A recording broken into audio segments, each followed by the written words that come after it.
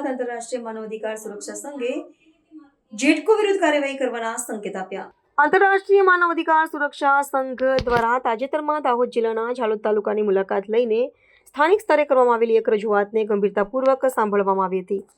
તારીખ 28 સપ્ટેમ્બર 2025ને રવિવારના રોજ સંઘના ગુજરાત પ્રદેશ અધ્યક્ષ દ્વારા પ્રાપ્ત થયેલી રજૂઆતના અનુસંધાને ઝાલોદ ખાતે રૂબરૂ નિરીક્ષણ હાથ ધરવામાં આવ્યું હતું। આ નિરીક્ષણ જેટકો કંપની વિરુદ્ધ બિનકાયદાકીય પ્રક્રિયાના આક્ષેપો સાથે જોડાયેલું છે। નિરીક્ષણ દરમિયાન સંઘને સકારાત્મક અને સંવેદનશીલ માહિતી પ્રાપ્ત થઈ, જેના આધારે અરજદાર શ્રીમતી શોભનાબેન ડામોરની રજૂઆતને ધ્યાનમાં લેવામાં આવી હતી। સંઘ દ્વારા જેટકો કંપનીની કથિત બિનકાયદાકીય પ્રોસેસ અને અરજદારના તમામ પુરાવો એકત્રિત કરવાની કાર્યવાહી શરૂ કરવામાં આવી છે। આ પુરાવાના આધારે નીચલી અદાલતમાં કેસ દાખલ કરવામાં આવશે અને વકીલ મારફત જેટકો કંપનીના સંવેદનશીલ મુદ્દાનો ખુલાસો કરવા માટે નોટિસ પણ પાઠવવામાં આવી છે।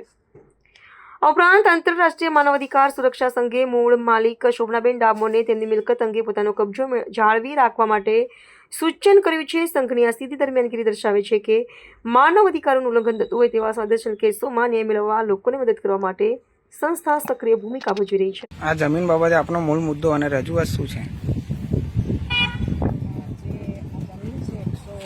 નંબર સિટી સર્વે નંબરની એ અમારી વારસામાં મળેલી મિલકત છે, જમીન છે, ખેતર છે, એમાં અમે 9 ભાગીદાર છીએ।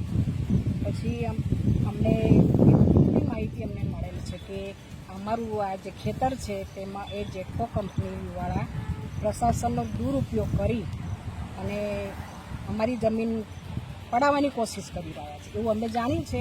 એટલે અને અમારી પાસે પૂરતા પુરાવા છે કે આ જમીન અમારી છે અને આ 5મી અનુસૂચિ છે। એમાં એ કોઈ કલેક્ટર કે કોઈ અને કેન્દ્ર સરકાર કે રાજ્ય સરકાર કોઈની 1 ઇંચ પણ જગ્યા નથી અને એ અમારી જમીન પડાવીને જેટકોવાળાને આપવાના કાવતરા થઈ રહ્યા છે એવું અમે પૂરી માહિતી અમારી પાસે છે।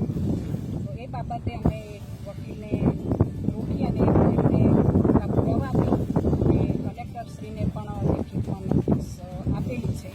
એટલે આવી રીતે જો અમારી જો આવી રીતે ભણેલા ગણેલાની જમીન પડાવતા હોય તો દાહોદ જિલ્લામાં તો કેટલા ઓછું ભણેલા અને ગરીબ લોકોનું તો પછી આ જ ધંધો છે આ લોકોએ કે આ પોલીસવાળા કે આ બધા એજન્ટ તરીકે કામ કરે છે કંપનીઓમાં।